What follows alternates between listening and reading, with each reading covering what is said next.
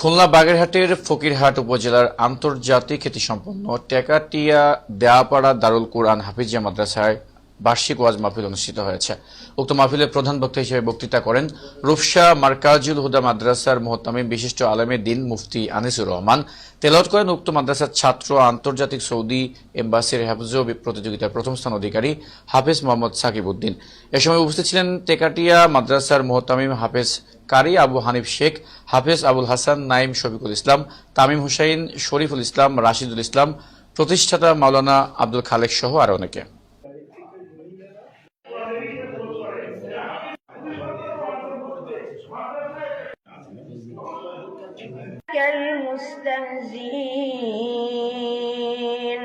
জাহান্নাম থেকে চুরে মুক্তির সার্টিফিকেট দুনিয়ার থেকে নিয়ে নিল। কবরের ভিতরে ঢুকছে তো 1 নম্বর পুরস্কার হয়ে গেল আফরিসু বিল জান্নাহ।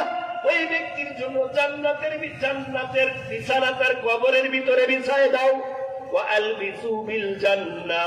2 নম্বর নবী আরবি বলেন ওই ব্যক্তির কবরের ভিতরে তার গায়ে জান্নাতি পোশাক পরাইয়া দাও।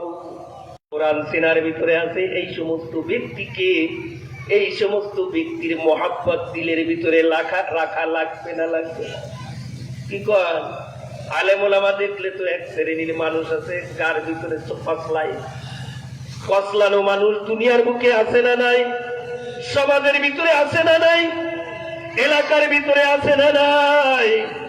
এই জন্য আমি বলবো এ এলাকার যুবক, তুমি তোমার ভাগ্যের পরিবর্তন এখন করা শুরু করো। আমি পিছনে গুনাহ করে ফেলেছি, আমি পিছনে ভুল করে ফেলেছি, আমি ভুল করছি। আমি প্রতিষ্ঠানের সঙ্গে আদাওয়াতি সব সময় আমার টার্গেট ছিল এই মাদ্রাসা নিয়ে পরিকল্পনা।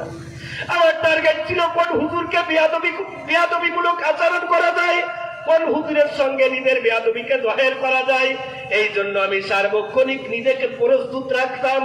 ভালো করে জেনে নাও, কিয়ামতের ময়দান নয়, কবর থেকে শুরু করে হাসরের ময়দান পর্যন্ত সব জায়গাতে সব মঞ্জিলের ভিতরে আমার আখিরাত মুখর যত আমল থাকবে, আমার যত উলামায়ে কেরামের সঙ্গে সংশ্লিষ্ট থাকবে, সম্পৃক্ততা থাকবে, হাফেজে কোরআনের মহাব্বত দিলের ভিতরে থাকবে, মসজিদ মাদ্রাসার মহাব্বত ভালোবাসা দিলের ভিতরে থাকবে। আল্লাহ রাব্বুল আলামিনের পক্ষ থেকে ওই শ্রেণীর, ওই জাতীয়, ওই তবকার মানুষদেরকে আল্লাহ তাআলা বেকুসুর খালাসের ফয়সালা করে দিবে।